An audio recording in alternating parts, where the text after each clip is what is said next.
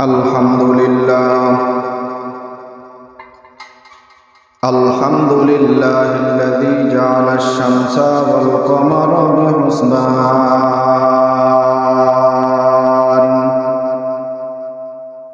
والنجم والشجر يسجدان وفضل زمانا على زمان كما فضل مكانا على مكان وإنسانا على إنسان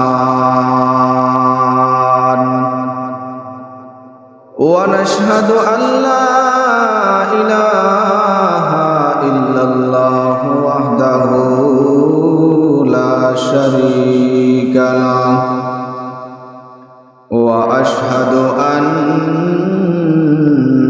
محمدا عبده ورسوله أرسل رسوله بالحق بشيرا ونذيرا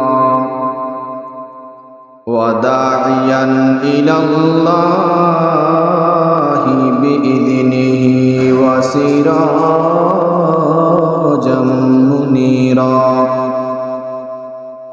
أما بعد فأعوذ بالله من الشيطان الرجيم بسم الله الرحمن الرحيم قل هل يستوي الذين يعلمون والذين لا يعلمون وقال رسول الله صلى الله عليه وسلم خيركم من تعلم القرآن وعلمه أو كما قال عليه الصلاة والسلام صدق الله العلي العظيم وصدق رسوله النبي الكريم ونحن على ذلك من الشاهدين والشاكرين والحمد لله رب العالمين سبحانك لا علم لنا إلا ما علمتنا إنك أنت العليم الحكيم رب اشرح لي صدري ويسر لي أمري واحلل عقدة من لساني يفقهوا قولي لا إله إلا الله لا إله إلا الله لا إله إلا الله لا إله إلا الله لا إله إلا الله لا إله إلا الله محمد رسول الله صلى الله عليه وسلم الحمد لله আল্লাহ রাব্বুল আলামিনের দরবারে লাখ কোটি শুকর ও সুজুদ যে রব্বুল ইজ্জত দয়া করে মায়া করে কবুল করে প্রতি জুমার ন্যায় আজকেও আল্লাহ তাআলার হুকুম আদায় করার জন্য আল্লাহর ঘর মসজিদে আসার বসার তৌফিক দান করেছেন। আমাকে কিছু কথা বলার আপনাদেরকে শুনবার মতো তৌফিক দান করেছেন। এই জন্য রব্বুল ইজ্জতের দরবারে শুকরিয়া আদায়ার্থে অন্তরের অন্তরস্থল থেকে জোরে সোরে আওয়াজ দিয়ে বলি আলহামদুলিল্লাহ। আল্লাহ তাআলা আমাদেরকে তার ঘরে আসার তৌফিক দিয়েছেন, এই জন্যই আমরা আসতে পারছি। যদি আল্লাহ তাআলার তৌফিক না থাকতো, ইচ্ছা না থাকতো, শত চেষ্টা শত ইচ্ছা আকাঙ্ক্ষা থাকার পরেও আমরা তার ঘরে আসতে পারতাম না। এই যে আল্লাহর পক্ষ থেকে একটা দয়া এবং মায়া, এই দয়া মায়ার জন্যই আল্লাহ তাআলার কাছে দোয়া করতে হবে। সব সময় আল্লাহর কাছে এমনভাবে দোয়া করা যেই দোয়ার মাধ্যমে খায়ের হয়, বরকত হয়, যেই দোয়ার মধ্যে কল্যাণ থাকে। যে আল্লাহ আমাকে এমন অবস্থায় মৃত্যু দেন যেটা ঈমানের মৃত্যু, যেটা শাহাদাতের মৃত্যু। আল্লাহ আমাকে এমন অবস্থায় মৃত্যু দেন যেই মৃত্যুটা আপনার ঘরে আপনার কুদরতি পায়ে সিজদা অবস্থায় হবে। এই দোয়া যদি কেউ বারে বারে করতে পারে, আল্লাহ যদি কোনো একটা দোয়াকে কবুল করে নেয়, আশা করা যায় ওই ব্যক্তিকে আল্লাহ হয়তো রুকুতে, নয়তো সিজদায়, নয়তো কোনো জালেমের গুলিতে শহীদের মৃত্যু, শাহাদাতের মৃত্যু দান করবে। ঠিক কিনা? আওয়াজ দিয়ে বলেন। এটা ইচ্ছা থাকতে হবে, আমার তামান্না থাকতে হবে যে আমি আল্লাহর জন্য, আল্লাহর দ্বীনকে কায়েমের জন্য, আল্লাহর প্রতিষ্ঠান, আল্লাহর ধর্ম, আল্লাহর যে মনোনীত ইসলাম, এটাকে প্রতিষ্ঠা করার জন্য আমি আমার স্থান থেকে চেষ্টা করব। এই চেষ্টা করতে করতে কেউ যদি ইন্তেকাল করে, এটার যে সফলতা হবে, এই সফলতার একটা স্বভাব সে অবশ্যই। ইসলাম বিজয় ধর্ম। ইসলাম কি ধর্ম? বিজয়। এটা বিজয় হয়ে রয়েছে।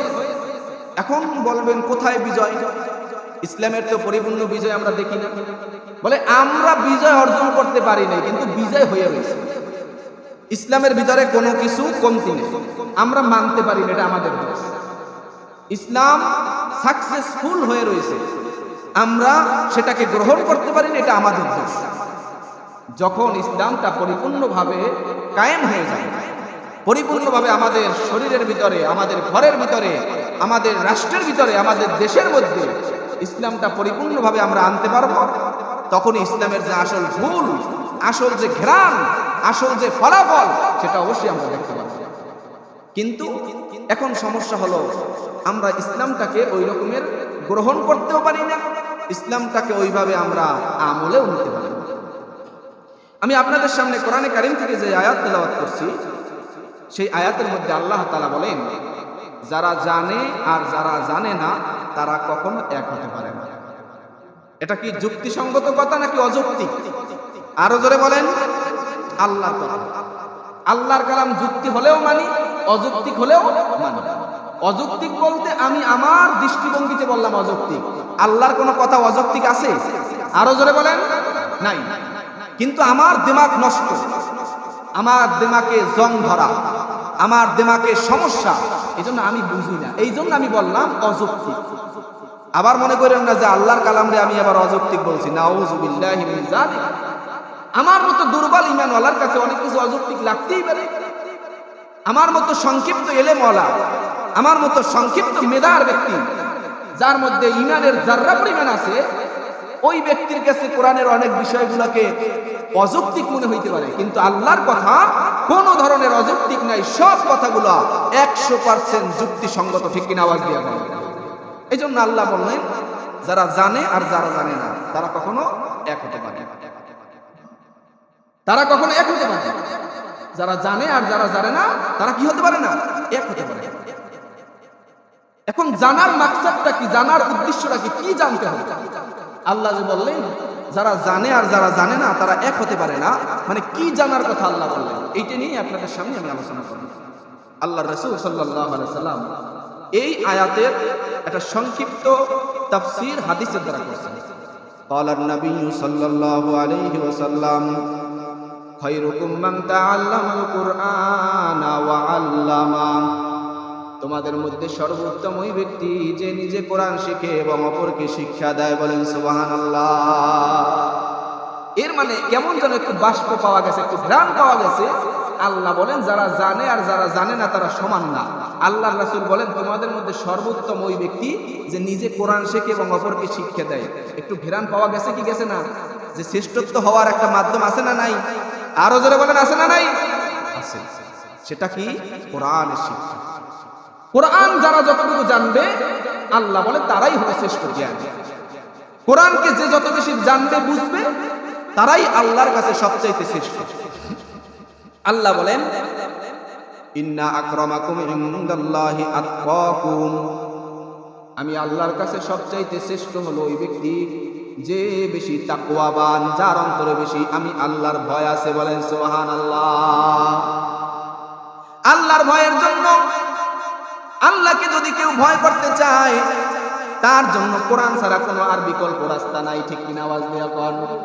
আল্লাহ কোরআনের মাধ্যমে সুন্দর করে জানিয়ে দিয়েছেন, বান্দা কিয়ামতের ময়দান বড় ভয়াবহ হয়ে যাবে, কবরের ময়দান বড় ভয়াবহ ময়দান, পুলসিরাতের ময়দান বড় ভয়াবহ ময়দান, হাসরের ময়দান বড় ভয়াবহ, জাহান্নাম বড় ভয়াবহ।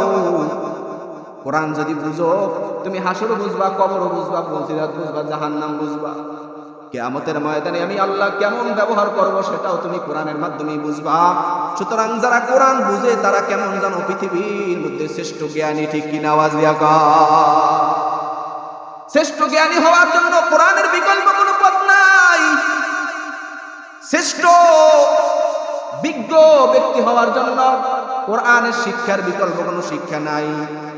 যদি কেউ মনে করে কোরআনকে রেখে অন্য শিক্ষার দ্বারা সে বড় জ্ঞানী, তা অর্জন করবে, জ্ঞান অর্জন করবে, খোদার কসম ওই ব্যক্তি কোনোদিন বড় জ্ঞানী হতে পারবে না। ঠিক কিনা? আওয়াজ দিয়া কর। বড় জ্ঞানী হওয়ার জন্য কোরআনের শিক্ষা লাগে। এই কোরআনকে সামনে রেখে কোনো বান্দা যদি দুনিয়ার সব ইলম শিক্ষা করে, সব শিক্ষা অর্জন করে, সাথে যদি কোরআনও থাকে, ওই ব্যক্তির মতো সাকসেসফুল, ওই ব্যক্তির মতো সম্মানিত আর পৃথিবীতে কেউ হতে পারে না। এই জন্যই আল্লাহ বললেন, যারা জানে আর যারা জানে না তারা কোনোদিন সমান হতে পারে না। জানার উদ্দেশ্য হলো কোরআন এবং হাদিস জানতে হবে। এই কোরআন হাদিস যদি জানে ওই বান্দা উযু জানবে, কোরআন হাদিস জানলে গোসল জানবে, কোরআন হাদিস জানলে নামাজ জানবে, কোরআন হাদিস জানলে সমস্ত জিনিস ইসলামের ভিতরে যত কিছু আছে, ইসলামের বাহিরে যত কিছু আছে, ওই বান্দা অবশ্যই কোরআনের মাধ্যমে জানতে পারবে। কোরআন পড়তে পারলে অন্যান্য ভাষা সেগুলো শেখা যায়।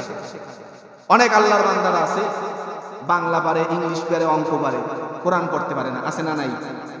তো সে কোরআনের ভাষা অনুযায়ী সে কি জ্ঞানী? যে কোরআন জানে না, বাংলা, ইংলিশ, আরবি, ফার্সি সব জানে, কোরআন পড়তে পারে না, সে কি জ্ঞানী? আল্লাহর ভান্ডারে, আল্লাহর দৃষ্টিতে, আল্লাহর কথা অনুযায়ী তার মধ্যে কোনো জ্ঞান নেই। তার যে জ্ঞান আছে এটা দুনিয়ার জ্ঞান। এখন বলেন, দুনিয়ার জ্ঞান সংক্ষিপ্ত সময়ের জন্য নাকি স্থায়ী সময়ের জন্য? সংক্ষিপ্ত সময়ের জন্য। সেটা হতে পারে 5 বছর, হতে পারে 10 বছর, হতে পারে এই হপায় বের হইছে, পারে কি বলে শিক্ষা অর্জন করার পরে পরীক্ষা দিয়ে রেজাল্ট পাইছে, আজকে ইন্তেকাল। এমন ঘটনা নাই? আজকে রেজাল্ট পাইছে, চাকরি হইছে, ইন্তেকাল করছে। চাকরি হওয়ার পরে নিয়োগ হবে, আজকে জয়েন করব, গাড়ি নিয়ে যাইতেছে, অ্যাক্সিডেন্ট করে দুনিয়া থেকে বিদায়। হতে পারে কি পারে না? তো যে কোরআন শিখলো না, দুনিয়ার শিক্ষা অর্জন করলো, সে কেমন যেন মৃত্যুবরণ করলো কোনো শিক্ষা ছাড়া। কারণ কবরে অঙ্ক জিগাবে, কবরে কি অঙ্ক করো নাই কেন এটা প্রশ্ন করবে, কবরে কি ইংলিশ পড়ো নাই কেন প্রশ্ন করবে, কবরে কি বিজ্ঞান পড়ো নাই কেন, রসায়ন পড়ো নাই কেন, অর্থনীতি পড়ো নাই কেন জিজ্ঞেস করবে না। কোরআন জিজ্ঞেস করবে, মান রব্বুকা আমা দীনুকা আমান নাবিয়ুকা। এমনকি আরবিতে তোমার প্রশ্নের উত্তর দেওয়া হবে, এই কোরআনই তোমাকে হেফাজত করবে। এক হাদিসের ভিতরে আল্লাহর রাসূল বলেন, এই কোরআন তোমার পক্ষে অথবা বিপক্ষে সাক্ষী হয়ে যাবে। বলেন সুবহানাল্লাহ। পক্ষে আর বিপক্ষে কেমনে সাক্ষী হবে?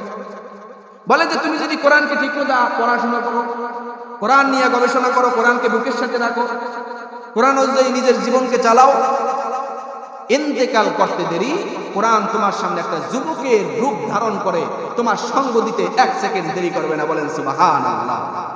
আল্লাহর রাসূল বলেন, যখন বান্দা দুনিয়া থেকে বিদায় নিবে, অন্ধকার কবর, সাথী নাই, বাতি নাই, কোনো কিছুই নাই, কেউ তাকে সাপোর্ট দেওয়ার মতো নাই। কবরের ভিতরে যখন বান্দাকে উঠানো হবে, দাঁড়াও দাঁড়াও দাঁড়াও, তোমার জিন্দেগির হিসাব নেওয়া হবে, কি করেছো সেটাকে আমরা একটু জানতে চাই। সংক্ষিপ্ত 3টা প্রশ্ন করব। এই তিনটা প্রশ্নের পর কিয়ামতের ময়দানে আসল প্রশ্নের সম্মুখীন তুমি হইবা। তোমাকে একটু টেস্ট করি আমরা, হয়তো তোমাকে ভালো ছাত্রের কাতারে অথবা খারাপ ছাত্রের কাতারে আমরা লিখে রেখে যাব, তোমার সাথে আর আমাদের সাথে কোনো যোগাযোগ হবে না। তিনটা প্রশ্ন করতে চাই বান্দা, বলো তোমার রবকে, তোমার দিন কি, তোমার ধর্ম কি? এই প্রশ্ন করার সাথে সাথে যদি বান্দা মুমিন মুসলমান আল্লাহর বান্দা হয়ে থাকে, ইমানদার আর আমলওয়ালা হয়ে থাকে, অটোমেটিক এই কোরআনটা একটা যুবকের নিদর্শন অনুযায়ী তার পায়ের দিক থেকে দাঁড়ায় যাইবে। বলেন সুবহানাল্লাহ।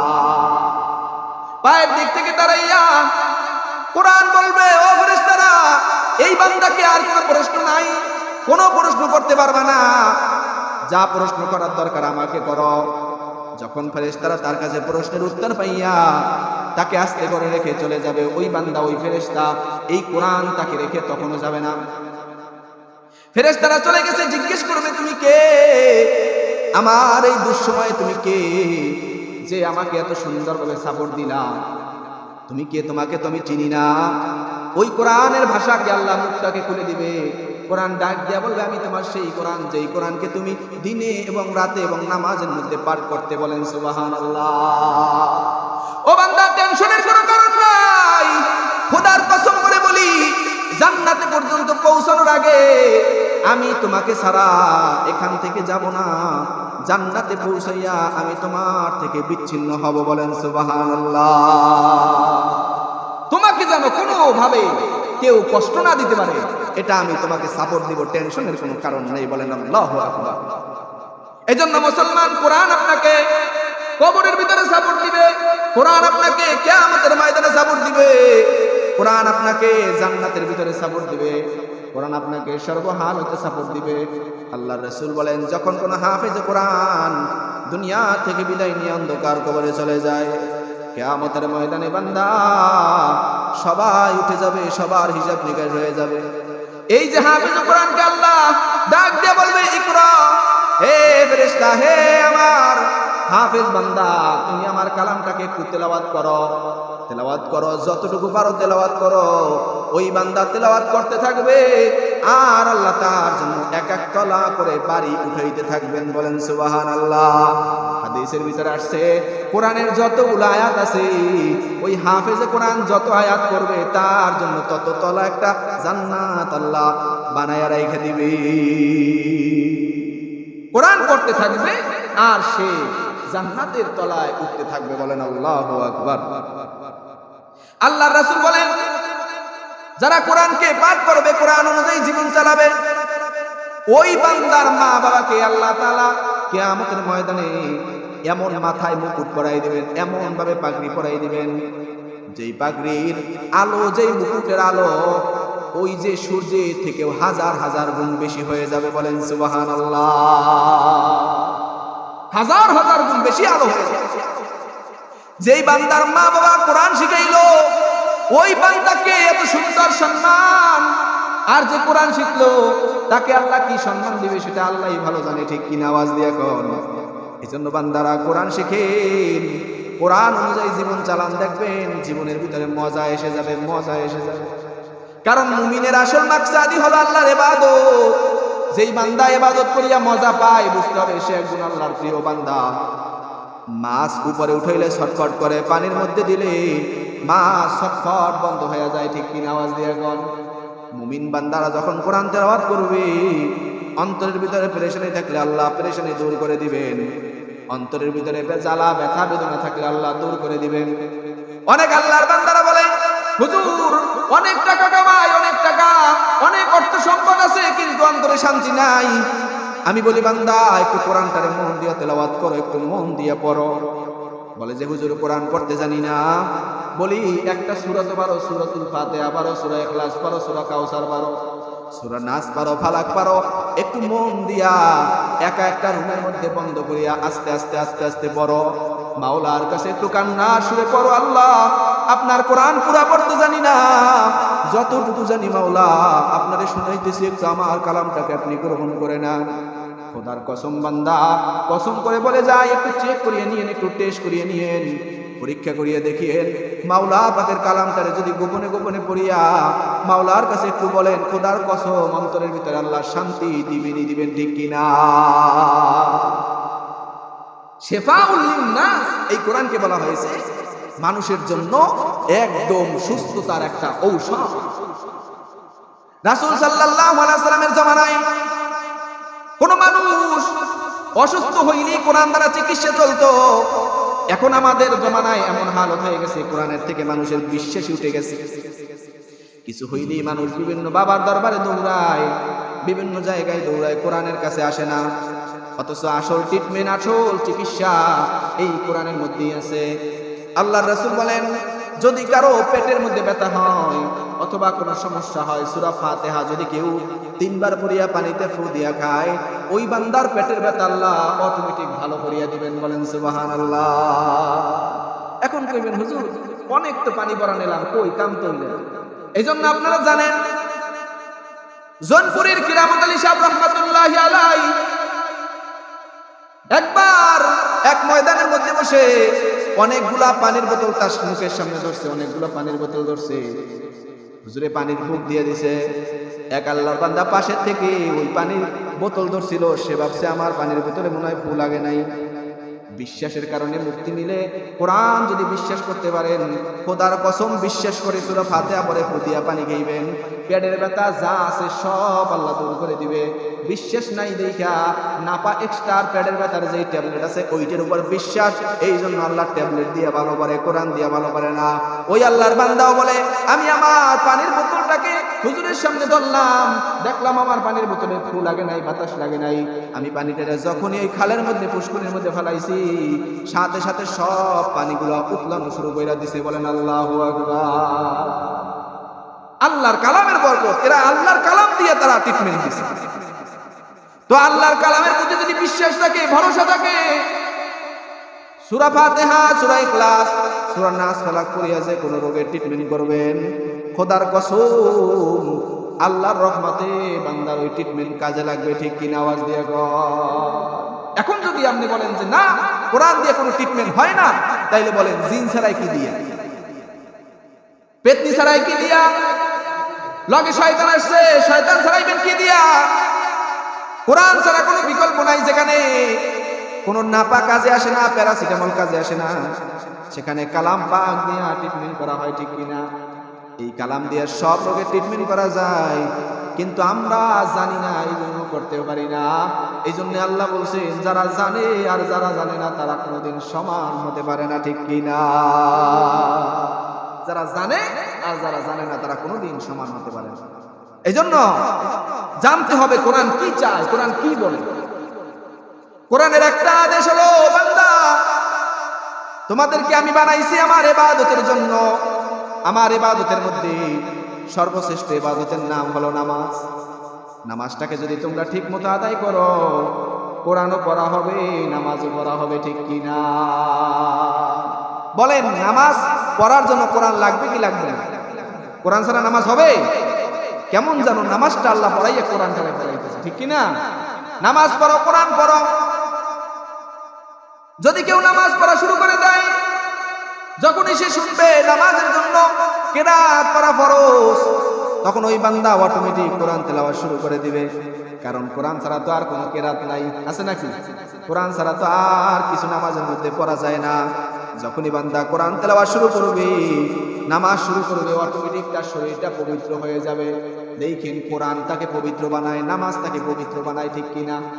যখন বান্দা নামাজের জন্য তৈরি হবে, সে জানে নামাজ পড়ার জন্য পবিত্রতা অর্জন করতে হয়, উযু করতে হয়। উযুতে কয় ফরজ কেউ বলতে পারবেন নাকি? উযুতে কয় ফরজ? আরো জোরে কোন, জোরে বলেন, জোরে বলেন, তাইলে যারা জানে না তারা একটু শুইতে শিখতে পারবে। উযুতে 4 ফরজ। কয় ফরজ? উযুতে 4 ফরজ। 1 নম্বরে সমস্ত মুখমণ্ডল ধৌত করতে হবে। সমস্ত মুখমণ্ডল ধৌত করার পরিমাণ হলো মাথার চুল থেকে নিয়া এই থুতনির নিচ পর্যন্ত, এক কানের লতি থেকে নিয়ে ঘুরাইয়া আর এক কানের লতি পর্যন্ত পুরো চেহারাটাকে ধৌত করা একবার ফরজ। 2 নম্বরে 2 হাতের কনুই সহ একবার একবার কইরা ধোয়া, এটা ফরজ। 3 নম্বরে মাথা 4টা ভাগ করলে একটা ভাগ হয়, এই 1 ভাগ মাসে করা, এইটা ফরজ। দুই পায়ের টাকনু সহ ধৌত করা এটা ফরজ। এই চারটা হলো ফরজ। আর আমরা যে এখন ওযু করি এটা হলো সুন্নাত তরিকা এবং ফরজের সমন্বয়ে। আল্লাহর রাসূল বলে, কেউ যদি সুন্নাত মানে ফরজ মানে না, সেও জান্নাত পাবে না। কেউ যদি ফরজ মানে সুন্নাত মানে না, তাহলে সেও জান্নাত পাবে না। এখন বলবেন, তাইলে আল্লাহ এই ফরজটাকে কেন বললেন? বলার কারণ হলো অনেক মানুষ আছে অসুস্থ, পরিপূর্ণভাবে সুন্নাত আদায় করে ওযু করতে পারে না। আছে না নাই? কথা কয় না, আছে না নাই? এই চারটা ফরজ আদায় করতে পারে, যেমন চেহারা ধুইতে পারে, হাত ধুইতে পারে, মাথা মাসে করতে পারে, পাও ধুইতে পারে, কিন্তু দাঁত উঠছে কুলি করতে পারে না। এখন কুলি না করলে কি ওযু হবে কি হবে না? জোরে কোন। কুলি যদি কেউ না করে অসুস্থতার কারণে, ওযু হবে কি হবে না? হবে। কারণ কুলি করা কি না? ফরজ না, সুন্নাত। কিন্তু ইচ্ছাকৃত কেউ যদি সুন্নাত ছেড়ে দেয় তাহলে সে গুনাহগার হবে, তার ওযু পরিপূর্ণ হবে না। আল্লাহর রাসূল সাল্লাল্লাহু আলাইহি সাল্লাম সুন্নাত এমন ভাবে নির্ধারিত করে দিয়েছেন, সুন্নতের মাধ্যমে ফরজটাও আদায় হয়ে যায়।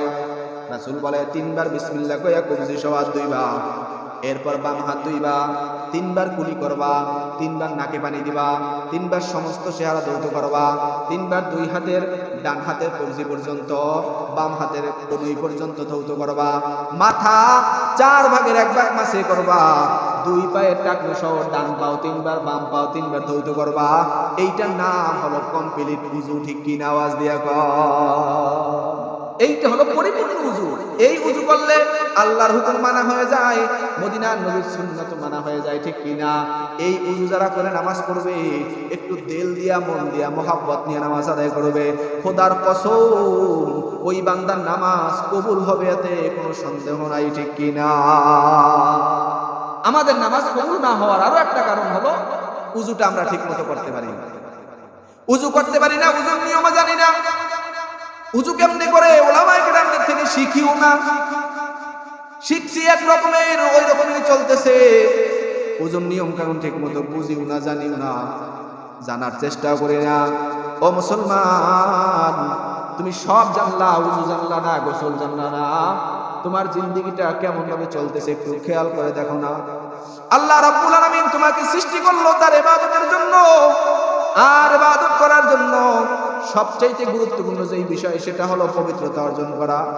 এই পবিত্র যদি শরীর না থাকে, ওই শরীর দ্বারা নামাজ, যত বড় কোনো নামাজ কবুল হবে না। এই জন্য এই কোরআন শেখার একমাত্র জায়গা কোথায়? মাদ্রাসা, মসজিদ। জোরে কোন কোথায়? নাকি বাজারে কোরআন শিখানো হয়? আছে?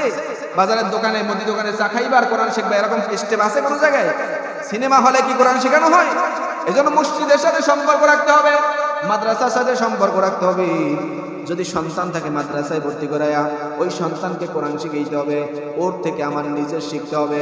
এমন যদি সিলসিলা জারি হয়ে যায়, খোদার কসম একটা প্রজন্ম আসবে, সব আলেম আর হাফেজে ঘর ভরে যাবে। ঠিক কিনা? আর এখন যদি এমন হয়, নিজে তো কোরআন পড়তে পারি না, আবার সন্তান যারা আছে তারাও যা পড়তো তাদেরকে পড়ার সুযোগ করে দেই না, তাইলে একটা সময় এমন আসবে কোরআন পড়নেওয়ালা আর কেউ থাকবে। আল্লাহ রাসূল বলছেন, কিয়ামতের আগ মুহূর্তে কোরআনকে আল্লাহ উঠাই নেবেন, কোরআনকে আল্লাহ উঠাই নেবেন। সাহাবায়ে কিরাম বলে, ইয়া রাসূলুল্লাহ, ইয়া হাবিবাল্লাহ, কোরআনকে উঠিয়ে নেবে কেমনে? বুঝলাম না। মদিনার নবী বলেন, কোরআনের তেলাওয়াত বন্ধ হয়ে যাবে, কোরআন ঠিকই থাকবে, কোরআনের পাতা থাকবে, লেখা থাকবে, সব থাকবে, কিন্তু পড়নেওয়ালা থাকবে না, পড়নেওয়ালা থাকবে না। এইটাই এখন চলতেছে, এখন হয়ে যাইতেছে। অনেক পোলাপান হাফেজ হইছে, কোরআন তেলাওয়াত করে না। ওই রমজান আসবে, রমজানের আগ মুহূর্তে একটু রিভাইজ দিয়া খতম তারাবি পড়াইবে, আশ্বাস আর সারা বছরের কোনো খবর না। এটার নাম তো পড়া না। কোরআন রেগুলার কম বেশি 1 পৃষ্ঠা 2 পৃষ্ঠা তেলাওয়াত করতেই হবে, বাধ্যতামূলক।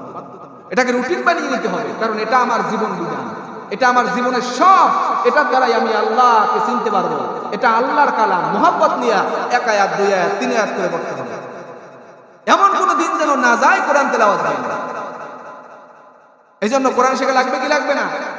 আরো জোরে কোরআন লাগবে কি লাগবে না? কোরআন শিখতে হবে, সন্তানকেও শিখাতে হবে, নিজেরও শিখতে হবে। সন্তান শিখেই আর নিজে শিখবেন না, নিজে বুঝবেন যে আমি সব হয়ে গেছি, এটার দ্বারা কোনো কাজ হবে না। এই জন্য কোরআনের শিক্ষা হলো আসল শিক্ষা।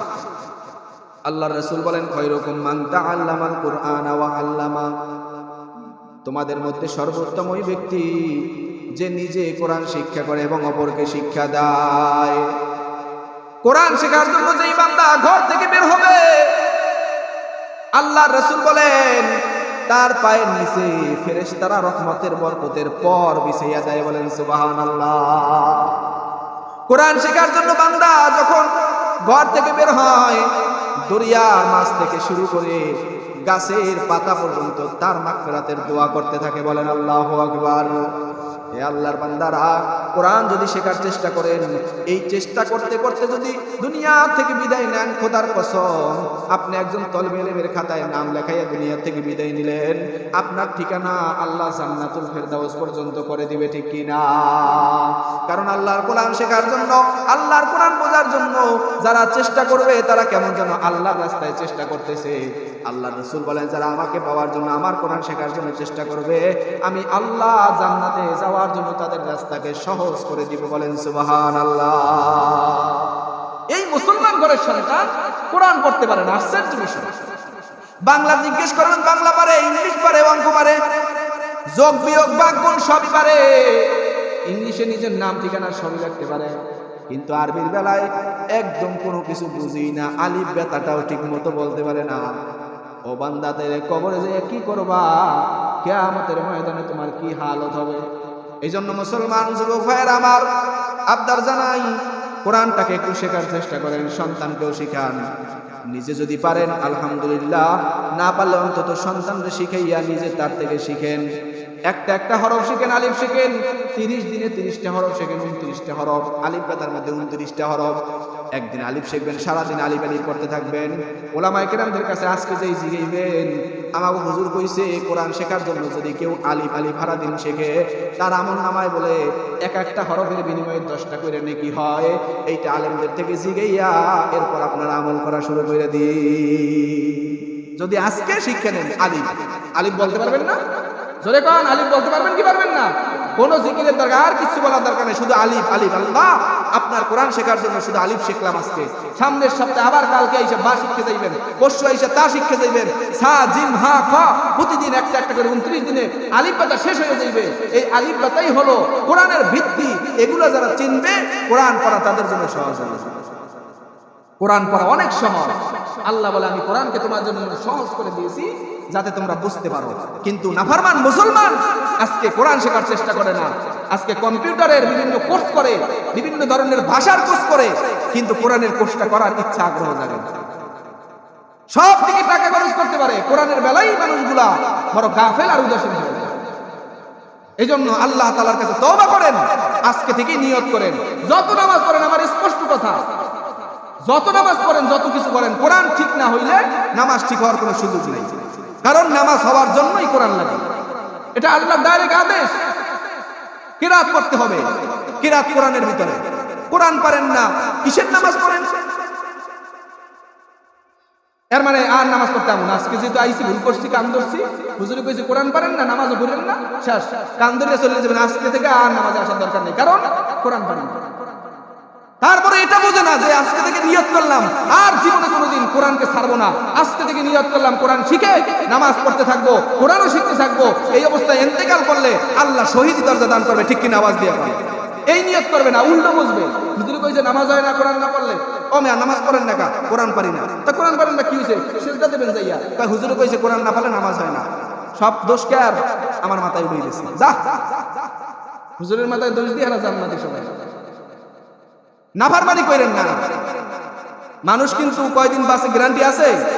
এই ওসমান হাদি জুমার নামাজ পড়ে, এই যে জুমার নামাজ কত সপ্তাহে জুমা পড়ে যাইতেছে রিস্কায়, এই গুলি দিয়ে মারি দিয়েছে। কি মনে করছেন আপনারা মারবেন, আমারে মারবে নাকি?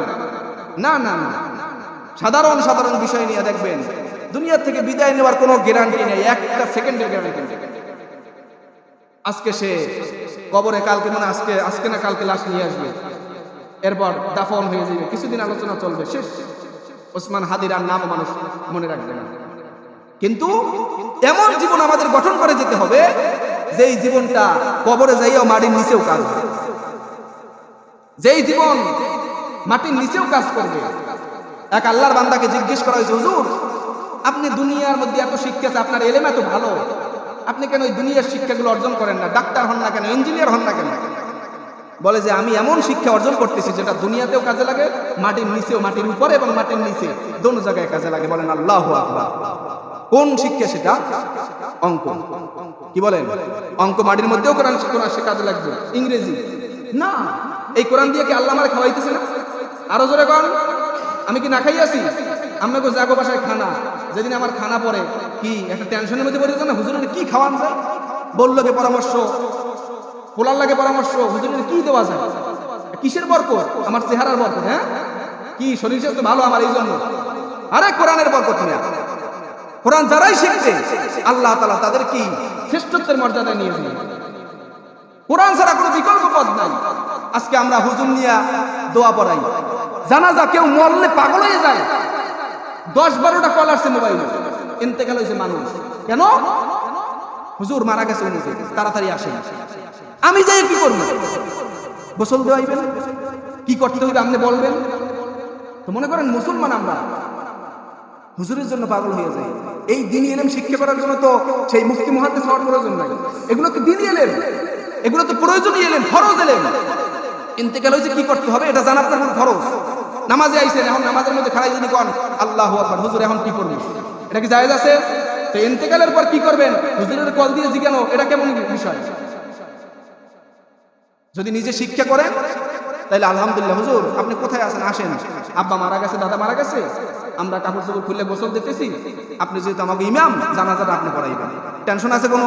হুজুরে কোন মেহার বউ অসুস্থ, কোথায় যাইতে পারে, মাই অসুস্থ হইতে পারে, পরিবার পরিজনের কেউ অসুস্থ হইতে পারে, হ্যাঁ টেনশন লইয়া এদিকে হেরা বাপে ইন্তেকালের পর ঘরের ঢালাই তুলছে, ধরেও না, কেউ জানেও না, বুঝেও না, টেনশনে পড়ে গেছে। কি করা যায়? আব্বাই মরছে, কেমনে তাড়াতাড়ি মাটির মধ্যে ঢুকানো যায়? হুজুর লাগবে, আমরা আল্লাহ পাবো না। এই জন্য এক কবি বলছিলেন, এই মোল্লারে সারা তোমায় দাফন দিবে না, এই মোল্লারে সারা তোমায় কবর দিবে না, এই মোল্লা সারা তোর জানাজা কেউ তো পড়বে না, এই মোল্লারে সারা তোমায় কবর দিবে না, এই মোল্লারে সারা তোমায় দাফন দিবে না। সারা জীবন করলা তুমি যেই মোল্লারে ঘৃণা, সেই মোল্লারে লাগবে পরে, এইটাও ভাবলা না। সারা জীবন করলা তুমি যেই মোল্লারে ঘৃণা, সেই মোল্লারে লাগবে পরে, এইটাও ভাবলা না।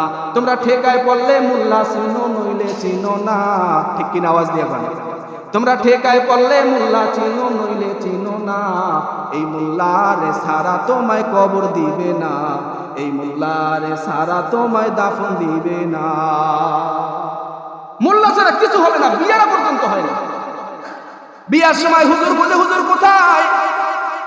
বিবাহ দিব, আপনি আসেন, বিবাহ পড়ান। বাপে মারা গেছে, কবরে রাখেন, জানাজা শেষ হয়ে গেছে, হুজুর কই, হুজুর কই? কে হুজুর লাগবে? কবরে দিয়ে দেন। না না না, বিসমিল্লাহি ওয়া আলা মিল্লাতি রাসূলিল্লাহ, হুজুরের কওয়া লাগবে, নাইলে কইতে পারে না। ঠিক কি না? আওয়াজ দিয়া কোন। ও মুসলমান, এগুলো তো প্রত্যেকটা জিনিস শেখা প্রত্যেকটা মানুষের উপর ফরজ। তুমি শিখলা না, এই ইলম নিয়ে এই অবস্থায় যদি ইন্তেকাল করো, কবরে যে কি জবাব দিবা বলো?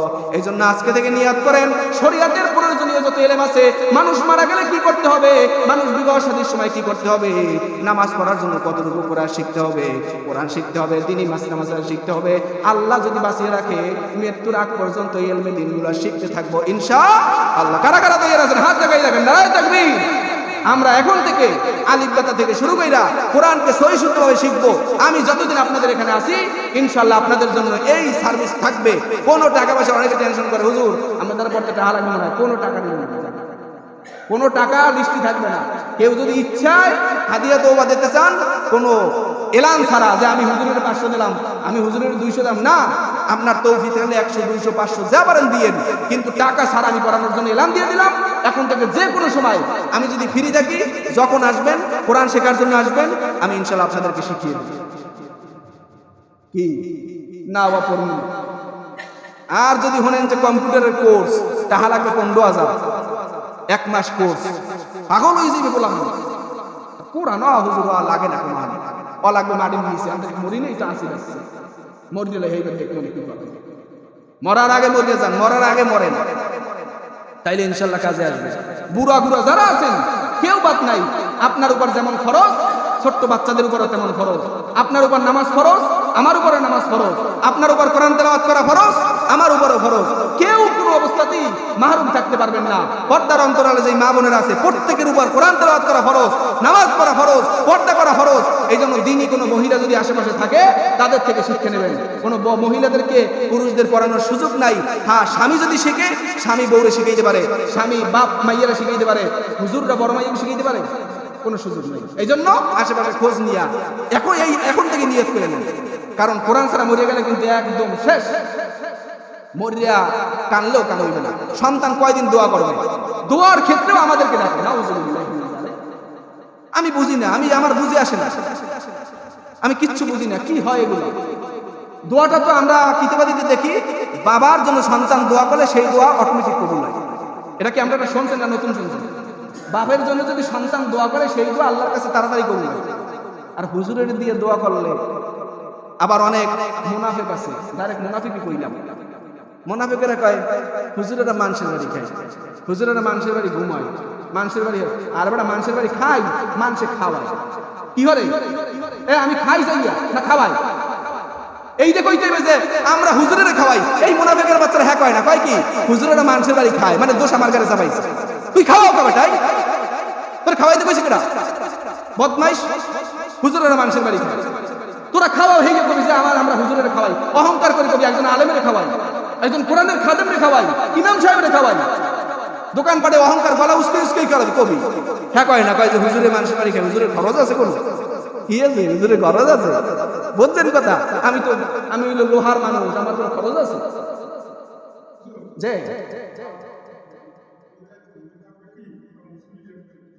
না, যাই হোক, এটা আমার মুসল্লিদের জন্য, সবাই শুনে। ইমামদের বলছে, আমার মুসল্লি, আমার মুসল্লিরা বলছে এমনটা না।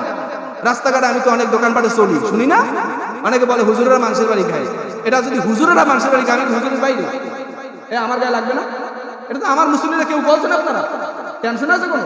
কেউ তো বলেন আলহামদুলিল্লাহ, আমি শুনি নাই, আমার মুসল্লিরা বলেন। যাই হোক, তো আপনাদের কাছে আবদার থাকবে, কোরআনের এই যে যারা খাদেন তাদের তো খেদমত করতেই আছে, সাথে সাথে আপনারাও কোরআনওয়ালা হয়ে যান। জানাজার সময় হুজুরের কাছে আবদার করেন, হুজুর আমি জানাজার দোয়া পারেন সবাই? হ্যাঁ, পারেন না। মানুষ কবরে রাখলে কি দোয়া পড়তে পারেন? মানুষ মরলে কি দোয়া পড়তে পারেন? ইন্না লিল্লাহি ওয়া ইন্না ইলাইহি রাজিউন অর্থ জানেন? ইন্না লিল্লাহ, নিশ্চয়ই আমরা আল্লাহর জন্য, ওয়া ইন্না ইলাইহি রাজিউন, এবং আল্লাহর কাছে ফিরে যেতে হবে। কারণ আমরা আল্লাহর জন্য, বলেন সবাই, আমরা আল্লাহর জন্য, আল্লাহর কাছে ফিরে যেতে হবে। এই দোয়াটা যদি কেউ বিশ্বাস করে পড়ে, মায় মরলে চুল থাবড়াইয়া বুকের কাপড় সরাইয়া কাঁদতে পারবে। কি পড়ছে? বলছে আমরা আল্লাহর জন্য এবং আল্লাহর কাছে ফিরে যাইতে হবে। শেষ, মায়ের কাছে আমি জানি, ওসমান হাদি গেছে, আমারও মৃত্যু সময় এসে যায়। বেশি কান্দাকান্দির তো প্রয়োজন নাই। দেশের মধ্যে অরাজকতা করার প্রয়োজন আছে? ইন্তেকাল হয়ে গেছে, তার তকদির এমনই লেখা আছে। এখন এটার জন্য যদি আমরা আগুন জ্বালাইয়া জনগণের কষ্ট দেই, বিভিন্ন জায়গায় বিভিন্ন ধরনের ফেতনা ভাষা ছড়াইয়া বিভিন্ন কষ্ট দিতে থাকি, এটা কি ইসলাম অনুযায়ী হইতেছে? এই জন্য আমাদের কাজ কি থাকবে? ওসমান হাদি দেশের জন্য লড়ছে, দেশের জন্য কথা বলছে। এই জন্য তাকে বিভিন্ন কারা মারছে, আল্লাহ এখন পর্যন্ত আল্লাহ ভালো জানে, এখন পর্যন্ত রিপোর্ট বাইরে নেই কারা মারছে, সরাসরিভাবে বলা হয়নি। কিন্তু আমাদের কাজ কি? ওসমান হাদি যেহেতু দেশের জন্য কাজ করছে, ইসলামের জন্য দিয়ে একটা কথা বলছে, আমাদের কাজ হলো তার জন্য দোয়া কইরা আল্লাহর কাছে কান্নাকাটি করা, আল্লাহ ওসমান হাদিকে মাফ করেন, তাকে শাহাদাতের মৃত্যু দেন, তার কবরে আযাব মাফ করেন। এইটা হলো আমাদের কাজ। এখন আমরা আন্দোলনে নামছি, এই যে করতেছি, এটার দ্বারা কি হবে আমার বুঝে আসে না। যাই হোক, এক কথা হলো যে আমাদের কোরআন শিখতে হবে, কোরআন অনুযায়ী জীবন করতে হবে। আর যদি আমরা ইসলামের জন্য, কোরআনের জন্য জীবন দিয়ে যাইতে পারি, তো এই হাদির মতো পুরো বাংলাদেশের, আমি মরলে কয়জন জানবে? এই হাদি একটা ছোট, আমাদের এই জালকাঠির মনে না, এই আশেপাশের এলাকারই লোক, হ্যাঁ, নলসিটি জালকাঠি, আল্লাহু আকবার, পুরা বাংলাদেশ তো জানি, বাহিরের মানুষও জানে ওসমান হাদি মারা গেছে। এমন জীবন করতে হবে, হক কথা বলবেন। আর একটা কথা শোনেন, আমি আপনাদের কাছে অনুরোধ করে যে আমার রিজিক কতদিন আছে কে বলতে পারবেন এখানে? যে হুজুর আপনি আরো 1 মাস থাকবেন, বলার ক্ষমতা কেউ আছে? জোরে বলেন, সবাই বলেন, আছে ক্ষমতা? নাই। আমি এখানে 1 মাস থাকবো আরো, এটার কোনো ক্ষমতা আছে কেউ বলার? এখন হয়তো আমার চাকরি যেতে পারে, অথবা আমি মরলেও যেতে পারি। কিন্তু আপনাদের কাছে আমার পায়ে হাত দিয়ে অনুরোধ, কেউ কোনোদিন অন্যায়ের পক্ষে কথা বলবেন না। ইনশাআল্লাহ কোন? ইনশাআল্লাহ কোনোদিন অন্যায়ের পক্ষে কথা বলবেন না, ন্যায়ের পক্ষে কথা বলবেন। হুজুর যদি ন্যায়ের পক্ষে কথা বলে তার সাথে সাপোর্ট দিবেন, কষ্ট হলেও সাপোর্ট দিবেন, তাইলে তাইলে আশা করা যায় আপনার ইন্তেকালের পর হুজুরের কাছে দোয়া চাওয়া লাগবে না। হুজুর আমার আব্বার লাগে দোয়া করেন, কোনোদিন চাওয়া লাগবে না। খোদার কসম এই ইমাম সাহেব অটোমেটিক তার জন্য দোয়া করবে, ঠিক কিনা? আওয়াজ দিয়ে করেন। আর ইমাম যদি হক কথা বলে, তার বিরুদ্ধে যদি আপনি লাগেন, খোদার কসম করে বলি 5,000 10,000 50,000 টাকা দিয়েও আপনি সঠিক দোয়া পাবেন না। ওই ইমাম মুখের থেকে বলবে আল্লাহ মাফ করেন, কিন্তু অন্তরে অন্তরে দুঃখ নিয়া আল্লাহর কাছে বলবে আল্লাহ হক কথা বলছিলাম, এই লোকটা আমাকে বারগিটিং করছে, আয় আল্লাহ হক কথা বলছিলাম, এই লোক আমাকে কষ্ট দিছে। অন্তরের এই দুঃখ আল্লাহ কবুল করবে, মুখের কথা আল্লাহ কবুল করবে না, ঠিক কিনা? আওয়াজ দিয়ে কোরআনের ভিতরে আছে না, লা ইয়ানালাল্লাহু লুহুমুহা ওয়ালা দিমাউহা ওয়ালাকিন ইয়ানালুহু তাকওয়া মিনকুম। কুরবানি করেন যে রক্ত আল্লাহর কাছে যায় না, গোশতও যায় না, পশমও যায় না, যায় কি? তাকওয়া। আল্লাহর জন্য করছেন কিনা এইটা যায়। এই জন্য আপনাদের কাছে অনুরোধ থাকবে, এই মুহাম্মাদিয়া মসজিদের সমস্ত মুসল্লিদের কাছে অনুরোধ, আপনারা ন্যায়ের পথে থাকবেন, হকের পথে থাকবেন। আমি যতদিন হকের বিরুদ্ধে, হকের বিপরীত কথা বলবো, আমার সাথে কথা বললে এটাকে সোজা করে নেবেন। হুজুর এই ধরনের কথা আর বলবেন না। হকের পথে কথা বললে কোনো মুসলমান যদি আমার বিরুদ্ধে কথা বলেন, আমি মনে করবো আপনি মুসলমান এখন পর্যন্ত পরিপূর্ণ হইতে পারেন না, ঠিক কিনা? আওয়াজ দিয়ে বলেন। আমার সাথে সহমত থাকতে হবে যদি আমি হক কথা বলি, কোরআন হাদিস দিয়ে কথা বলি। কিন্তু যদি আমি গাঁজা করি, কোনো কথা উল্টোপাল্টা কথা বলি, সেটার বিরুদ্ধে আপনারা অ্যাকশন অবশ্যই নেবেন, কারণ আপনারা মুসলমান। ওমরের সামনে দাঁড়াই একজন সাধারণ পর্দা তার বিরুদ্ধে কথা বলছে না, দাঁড়াই গেছে না ওমর, আপনার গায়ে 2-3 যুব্বা কেন? আমার বিরুদ্ধে দাঁড়ানোর কি জায়েজ নাই? হুজুর, হে বড় হুজুর, আলেম মানুষ, এর সামনে দাঁড়ানো যাবে না, এই তো? নাউজুবিল্লাহ, এই ধরনের মানসিকতা নিয়ে চলবেন না। ভুল হতেই পারে, আমি মানুষ না, মানুষ বলতেই ভুল হবে। আমার যদি কোনো সমস্যা থাকে অবশ্যই বলবেন যে হুজুর আপনার এইটা সমস্যা আছে, এইটা সমস্যা আছে। কিন্তু কোরআন হাদিস দিয়ে যদি কথা বলি, এইটা সমস্যার ভুল ধরলে কিন্তু তাহলে কোরআনের ভুল ধরবেন, তাহলে কিন্তু আমার ভুল না। মেয়ারা, এই যে এত মাইক লাগাই না, একটা মাইক ভাঙলে কামইবে, 2টা মাইক ভাঙলে কামইবে, 2টা মাইক লাগান যাইবে, ভাঙতে হবে কেন? আমার মাইক লাগে, তাইলে আর মাইক বন্ধ হয়েছে। তা আপনি মনে করেন যতই উল্টোপাল্টা কাজ করেন, আপনার যতই উল্টোপাল্টা জিনিস সাপ্লাই দেন, আপনার কাছ থেকে মূল থেকে ইস্তেকামতের সাথে থাকেন, ইসলামের জন্য থাকেন, দেখবেন আল্লাহ তাআলা এক একটা শাখা প্রশাখা খুলে দেবে। ইসলামকে কেউ কোনোদিন কটূক্তিও করতে পারবে না, নষ্টও করতে পারবে না, ঠিক কিনা? আওয়াজ দিয়ে বলেন। এজন্য আপনাদের সর্বশেষ কথা, কোরআন শেখার জন্য প্রস্তুত আছেন তো ইনশাআল্লাহ? এখন থেকে নিয়ত করবেন। আমার আসলে উদ্দেশ্যই ছিল, যেহেতু জানুয়ারি মাস আসতেছে, অনেক সন্তানরা কোরআন পড়তে পারে না, স্কুলে ভালো ছাত্র, অঙ্ক পারে, ইংলিশ পারে, কোরআন পারে না। আমাদের মসজিদে মক্তব চালু আছে, আপনারা জানেন? নাতি নাতকুরা যারা আছে, টাকা দিতে পারলে দেবেন, নাইলে দেবেন না। টাকাটা নেই কে জানেন? আমার এক ওস্তাদের মুখে শুনছিলাম, উনি বলে আমার কাছে যখন কেউ আবেদন করে যে হুজুর আমি কোরআন তেলাওয়াত করব আপনার কাছে, বলে 1 মাস আগে 1000 টাকা দেন। 1 মাস আগে হুজুর টাকা নিয়ে যায়, বলে 1000 টাকা দিয়া ভর্তি হয়, এরপর পড়লে পড়ো, না পড়লে না পড়ো। টাকাটা যদি নেই তাহলে একটা মর্ম থাকে, 100 টাকা দিয়ে প্রতি মাসে তুই পড়তে যাও না। আর যদি মাগনা পড়াই, 1 দিন পড়বে 3 দিন আইবে না, 2 দিন আইবে 3 দিন আইবে না, এই জন্য টাকাটা নিতে হয়। আমি টাকা তো 100-200 টাকা আমার কিছু হয় না বাবা, এটা দেয় মনে করেন আজকে দিতেছেন একজনে, কালকে একজনে, আমি নাস্তা খাইতে গেলে, চা খাইতে গেলে শেষ হয়ে যায়। এই টাকাগুলো বরকত পাওয়া যায়, কিন্তু টাকাটা নেই কারণ অনেক সময় বাচ্চাদেরকে নিয়ে একটু খানা পিনের ব্যবস্থা করতে হয়, আবার ওরা ভালো পড়ালেখা করলে একটু পুরস্কার দিতে হয়। এটা আমার এই 5,000 টাকা দেওয়া সম্ভব না, এই জন্য ওদের টাকা দিয়ে ওদেরকে একটা ম্যানেজ করে রাখি। অনেক সময় একটু মজা টজা খাওয়াইলে, খিচুড়ি খাওয়াইলে, একটু লুডুস রেন্দে খাওয়াইলে ওরা একটু উৎসাহ পায়, এই জন্য আসে। তো আপনাদের কাছে অনুরোধ হলো, আপনারাও শিখবেন এবং সন্তানদেরকে শিখাবেন ইনশাআল্লাহ। আল্লাহ তাআলা আমাদেরকে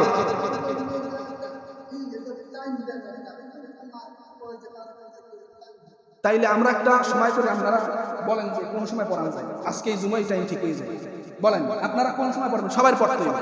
এখানে যেহেতু আমরা মুসল্লি আপনারা, সুতরাং কোরআন শেখানোর দায়িত্ব আমার। আপনারা সবাই আমার ছাত্র, জানেন? হ্যাঁ, নাকি আবার বেদবি করলাম যে উনি একজন ছোট্ট পিচ্ছি 3 সিটে দাঁড়িয়ে নেই, হে বড় ছাত্র বুঝে হয়ে গেছে। আমি আপনাদের হুজুর, আপনারা কি আমার ছাত্র, কথা বুঝতে পারছি? এটা আমার আবেদন মানতেই হবে, কারণ কোরআন শিক্ষা নামাজ পড়িয়া কয়বার যাইতে হবে, আমার দায় দিতে পারবেন না 100%, কেউ ছাড় নাই। এখানে যতগুলো মুসল্লি আসছে সবার 5 ওয়াক্ত নামাজও পড়তে হবে এবং কোরআনও শিখতে হবে, কথা বুঝতে পারছি? এটা আমার আদেশ। এই আদেশ যারা অমান্য করবেন, তারা যেই অমান্য হওয়ার গুনাহে লিপ্ত হবেন। এখন কোন সময় পড়বেন এটা আপনারা বলেন। যারা কর্মজীবী আছেন, সারাদিন কাজ করেন, এসার পর আমার টাইম আছে, বলেন। মাগরিব পর টাইম আছে আমার, বলেন। পড়তে হবে, সবাই আসতে হবে, শেষ কথা। কোন যুবকরা ছাড় পাইবেন না, কেউ নাই, সবাই আসতে হইবে, বলেন। মাগরিব বাদ বলেন, সবাই বলে, এদিকে বলেন, আসতে হইবে সবাই, বলেন। আপনার বলেন, আপনার কোন সময় ভালো হয়, আপনার হালত ভালো বলেন যে কখন। এসাবাদ বলেন, হ্যাঁ বলেন মামা, আসতে হবে, মাঝে মাঝে আসবেন, প্রতিদিন আসবেন পারলে, যাই মাঝে মাঝে আসবেন, বলেন কোন সময় আসবে ভালো হয়। আচ্ছা, এসার পর বলেন। রায়ন ভাই, আলহামদুলিল্লাহ, বলেন, সবাই বলেন। কোরআন শিখতেই হবে, কোরআন ছাড়া নামাজ হয় না, কোরআন ছাড়া কবরে কোনো সুযোগ নাই, কোরআন শিখতে হবে, বলেন। সবাই বলেন, মিজান ভাই বলেন কোন সময় সুযোগ হয়েছে? এশার পর বলেন, ভাইরা বলেন, আমাদের এলাকার যারা আছেন। জি হ্যাঁ আসবো, অবশ্যই আসবো। শুনে যাবেন আমরা কি পড়তেছে, কি পারে, কি শুনতে হবে না শুনলে আমি যদি দেখি ভালো বলবো, রিজন দিয়ে দিব, ওই নাম কাটিয়ে দেবো। হাসপাতালে নাম কাটিয়ে দেয় না, ওটা হাসপাতাল। বলবো যে না, আমার এখানে ক্যান্সেল করার দরকার নেই, আমি চলে যান, বাসায় যেয়ে পড়েন। হ্যাঁ নাম কাটিয়ে দেবেন। অবশ্যই হাজিরা খাতা আনা আছে, সবাই মুরব্বীদের হাজিরা হবে এবং বাচ্চাদেরও হাজিরা হবে, ঠিক আছে ইনশাআল্লাহ। তাইলে আমরা 1 তারিখ থেকে এসার পর আমাদের মসজিদে কোরআন শিক্ষার একটা কোর্স আমরা চালু করবো ইনশাআল্লাহ। সবাই তো ইনশাআল্লাহ আসবেন তো ইনশাআল্লাহ? নারায়ে তাকবীর, হাত দেখান সবাই। আল্লাহ সবাই কবুল করে, বলেন আমিন। জি সুন্নাত করেন সবাই।